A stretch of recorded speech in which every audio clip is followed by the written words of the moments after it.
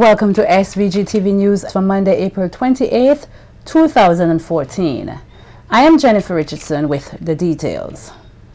A pink mealybug infestation of 897 boxes of infestation bananas were returned here 3 days after they were shipped off to Trinidad and Tobago. Confirmation of this came from Chief Agricultural Officer Leslie Grant earlier today in an interview with SVG-TV News.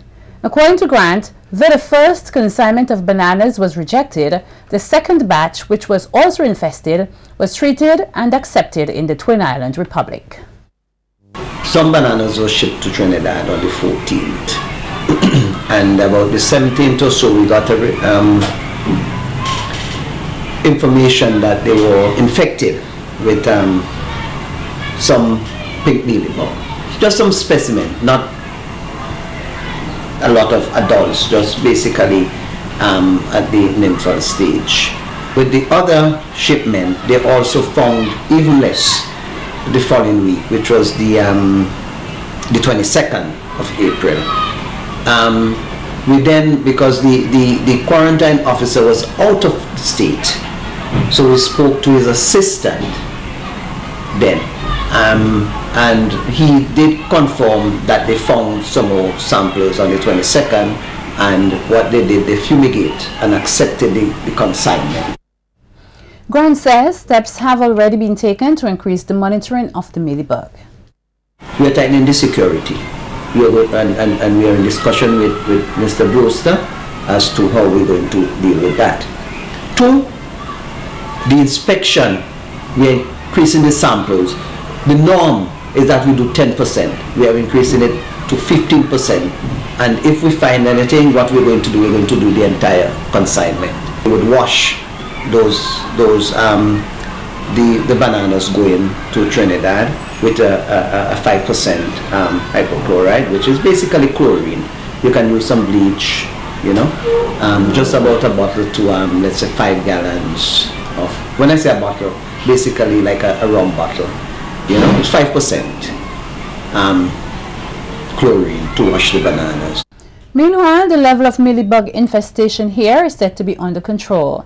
The Chief Agricultural Officer says the ministry is equipped with the capacity to manage the problem. St. Vincent, the infestation is not that high, but we also have, and pink mealybug is not something you can just apply pesticides. So we at the lab, we have the capability to increase the natural enemies. We can rear and release natural enemies, which we are doing. And exporters are being urged not to trick the system to send off produce without the proper documentation. Chief Agricultural Officer Leslie Grant told SVG-TV News that part of the second consignment of bananas shipped to Trinidad was denied entry as it did not have a phytosanitary certificate. He explains that a phytosanitary certificate is issued when a commodity is inspected before it is loaded onto the ship.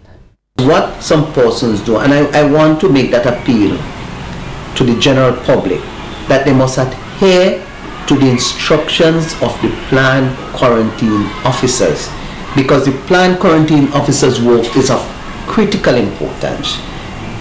They help to protect the country. Now, this consignment from Stephanie James, we don't know exactly how it entered onto the boat, but because all produce had to be inspected, and that consignment went without.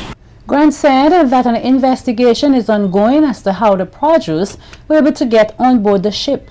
He said practices such as these put everyone under watch. Naturally, it makes the quarantine officers more alert and do a more in-depth inspection, which affects us. And I want people to understand that this is important, that the exporters do not try and trick the system, because I don't know how those went on to the boat, but they actually left. So we are in conversation with the Port Authority and the security, because my understanding is that, you know, they can, you know, late in the night they can slip through. So we have to increase. We are currently dealing with that. So we tighten all the loopholes. As talks continue here as to how best to improve the banana industry, one very important factor that needs to be addressed is said to be the attitude of the people. This point was made during Sunday's Hit Stop program by agricultural scientist Clive Bishop while discussing the topic, should the banana industry be allowed to die or be revived? Bishop says if the banana industry is to be revived, there is need for a change in attitude of the people, creating a workforce that is willing to do what needs to be done in banana production. It's not easy to get labor out there to produce any crop as easily as it was 20, 25 years ago. That is a social problem which we have to take into account. Should we abandon bananas or any other crop? Not at all. What we should be doing is organizing the people who produce the bananas to have more say, to be independent of what I call non-scientific, non-agricultural decisions. That they would not, these decisions coming from any political force anywhere would not affect negatively their decision to produce bananas. They should be able to choose the market niche that they require. The agricultural scientist also stated that in reviving the agricultural sector, the soil must be replenished and rebuilt. That is the fundamental base from which all things come. And they will have to organize themselves in producer marketing groups which are committed to produce and market any commodity, including bananas, which they choose. Meanwhile, agricultural consultant Fillmore Isaacs says there is still a need for Vincentians to come to the realization that agricultural fieldwork is not disgrace work. St. Vincent and Grenadines, wake up, please. We are not as sophisticated as Israel. And Israel has agriculture forefront in its development. And there's nothing disgraceful about holding a cattle chain. There's nothing disgraceful about using a fork. If our terrain has allowed us to use more sophisticated technological equipment, then by all means let's use them. But if it doesn't allow us, let's use what is appropriate to us. And this is where I'm coming from with the banana industry. People at one time used to look down on the stained clothing of the farmer, his stained hands, etc. Farmers, you did St. Vincent and Grenadines proud, and there's nothing wrong with that. I'm still there. The Ministry of Health, Wellness and the Environment, in a news release issued earlier today, said it is still awaiting results from the Caribbean Public Health Agency, CARPHA, to determine whether there are more confirmed cases of chikungunya here in SVG.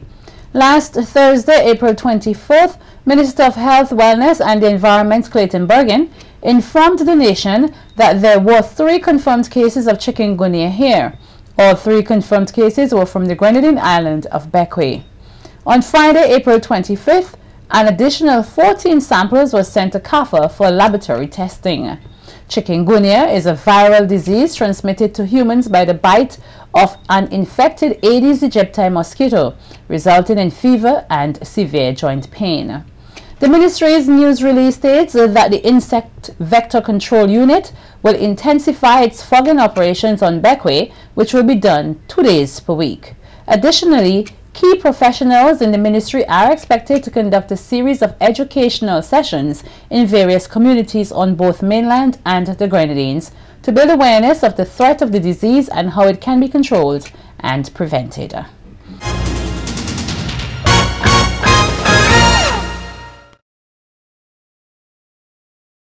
Rationing of water will commence with a few communities in the Maro Valley this evening.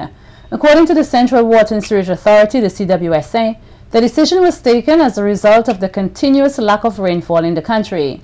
The areas that will be affected from 8 p.m. to 5 a.m. are Collins, Freeland, Farm, Caruth, and Evesham. The CWSA says production at 3 of its main water systems, including Dalloway, Majorca, and Montreal, is now estimated to be below 50%, with the worst affected being Montreal, that supplies the Marico Valley, Belmont, and some areas in the southeast of the island. The company says because of the reduced supply from the Majorca and Dalloway systems, it is also expected that residents at higher elevations in and around Kingstown and its environs, including Upper Rathmale, may also experience short periodic interruptions during the daily peak hours of 5 a.m. to 9 a.m. and 5 p.m. to 8 p.m. The CWSA is urging the public to continue to observe strict water conservation measures by eliminating wastage at public facilities, reporting leaks, and limiting water use to only priority household activities. The police are investigating the circumstances surrounding the death of Lenmore Grant, 25 years, of Maro. Grant reportedly died as a result of several chop wounds he sustained during an altercation at around 7:30 on Sunday in Maro. A young man is in custody assisting the police with their investigations into the matter. Gospel Festival 2014 came to a close last evening at the Victoria Park. The show was a packed one with a number of gospel artists displaying their talent and ministering to the Vincentian public through songs, dance, and drama. Chairman of the SVG Gospel Fest Committee, Fidel Taylor, says the 2014 festival was a successful one, noting that throughout the season they have experienced the power of God. This year has been a challenging year for us, but we want to thank God for once again blessing us with the enablement to stage this festival. Could you put your hands together and give the Lord some praise? It was Sister Evangelist Mavia Providence said on NBC Radio yesterday when she inquired about the festival and how long it has been in operation. She said for something to last for 12 years in the Christian community, God had to have been in it. He noted that though the main challenge this year was sponsorship, they also saw a decline in participation due to migration. For example, we once had about 45 dance groups. Now we are struggling with just about 12. We once had just about 12 to 15 bands, and we're struggling to get about 3 bands together, and so on. So we have to rebuild. Meantime, Taylor says the time has come for a major restructuring of the festival. We cannot continue with business as usual. There is time for change. Change is inevitable and it must come. It must come from the committee, the central committee, right down to the zones. We cannot continue to do business the same way because the strategies of the devil are changing to counteract what we are doing for God. So we have to change our strategy. The gospel message remains the same, but the method must change. Here is a highlight from last evening's finale of Gospel Fest 2014.